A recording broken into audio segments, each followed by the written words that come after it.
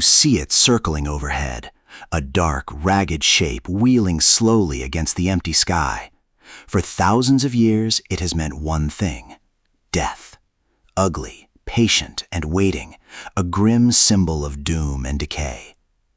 But that grim reputation gets this bird completely wrong. Here on WildPlanetTV, the familiar stops being what it seems, so subscribe. This so-called harbinger of death actually stops real death spreading. It devours the diseases that would otherwise sweep through us. This is the vulture, and it may quietly be keeping you alive. So let us look past the myth at the real bird. The first surprise is what a vulture does not do. It is not a hunter, and it rarely kills at all. It does not chase down the living or take healthy prey. It waits, patiently, for an animal to die on its own. The vulture is not a killer at all, but a patient undertaker. It is nature's great specialist in cleaning up the dead. And there is not just one kind of vulture, but two. They are two separate groups on opposite sides of the world. One group lives across Africa, Asia, and southern Europe. The other soars over the Americas, including the great condors. And here is the truly strange part that still stuns biologists. In truth, these two groups are not closely related at all.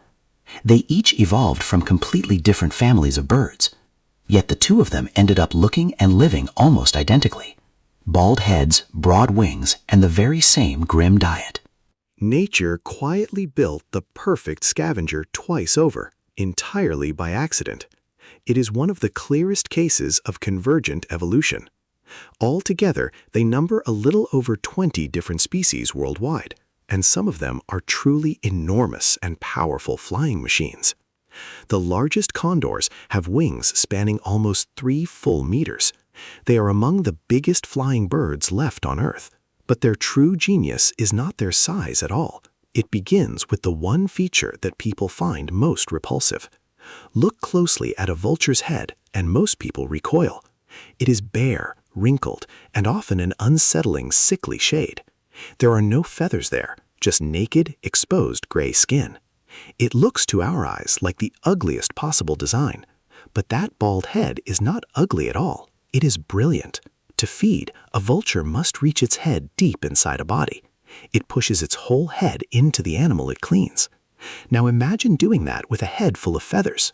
Feathers would trap rotting matter, filth, and dangerous bacteria.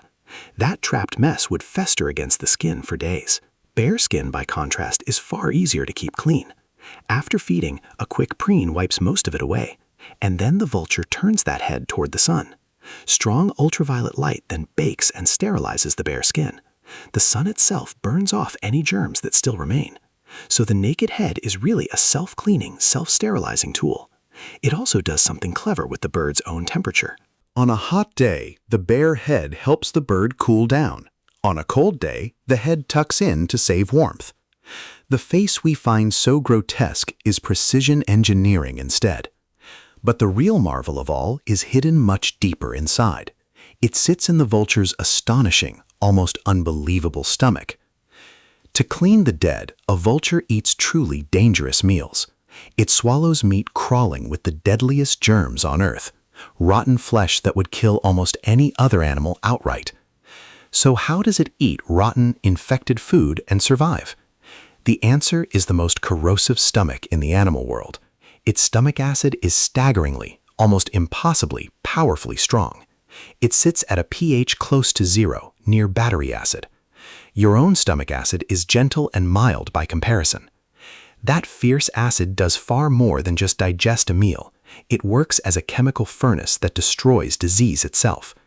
Anthrax, cholera, and botulism are all broken down and neutralized. Even the rabies virus can be dissolved inside that gut. A vulture can eat an animal killed by these horrors, and the deadly pathogens inside simply die within its body.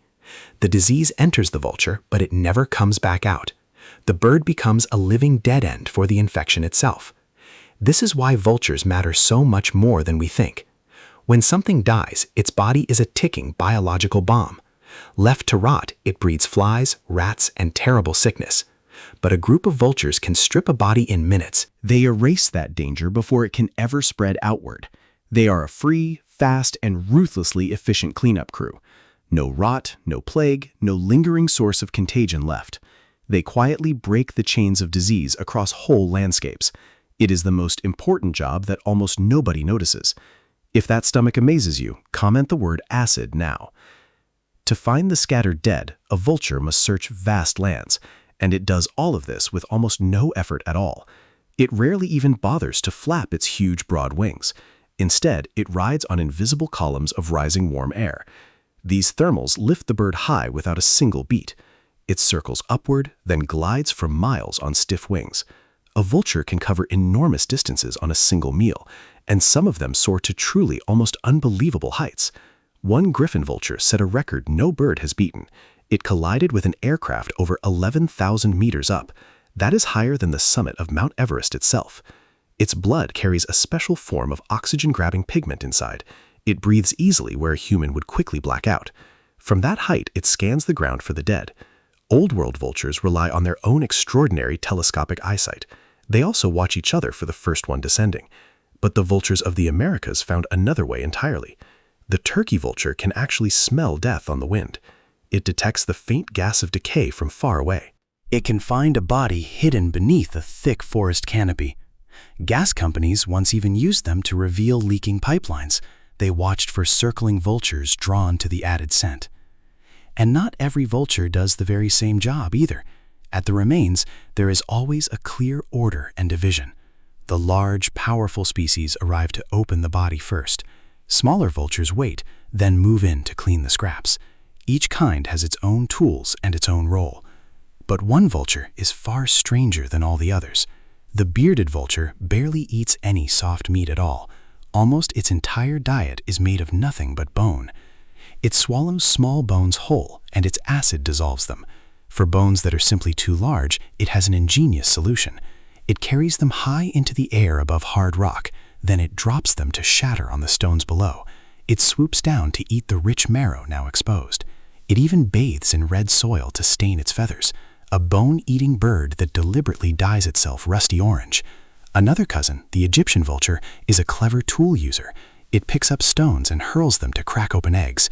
Few birds on Earth use tools like that at all. These are not stupid, grim creatures merely scraping at the dead. They are specialists, engineers, and problem solvers in dark feathers. To see what vultures truly do for us, look at India. For a long time, its skies were full of them. Tens of millions of vultures cleaned the land every day. They quietly removed the countless remains of dead farm livestock. Then, in the 1990s, something truly catastrophic happened. The vultures suddenly began to die in staggering, sudden numbers.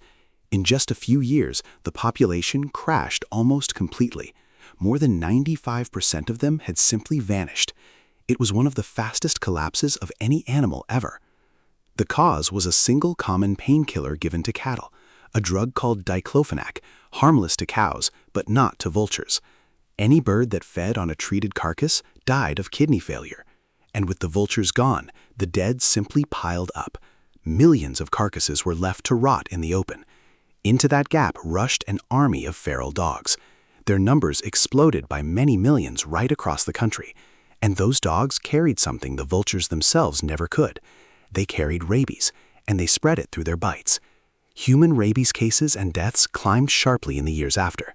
Studies have linked the loss to tens of thousands of deaths. Some estimates run to 500,000 lives over years. The cost to the country reached into the tens of billions. All of it traced back to the quiet disappearance of a bird. India finally banned the veterinary drug in 2006, but the vultures are only recovering painfully, heartbreakingly slowly. If that shook you, share this with someone who should know. And what happened in India was not some strange, isolated accident. Vultures are now among the most endangered large birds alive. Across Africa, their numbers have crashed almost just as steeply.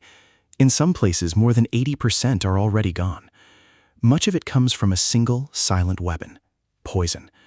Sometimes vultures are simply caught in poison meant for predators.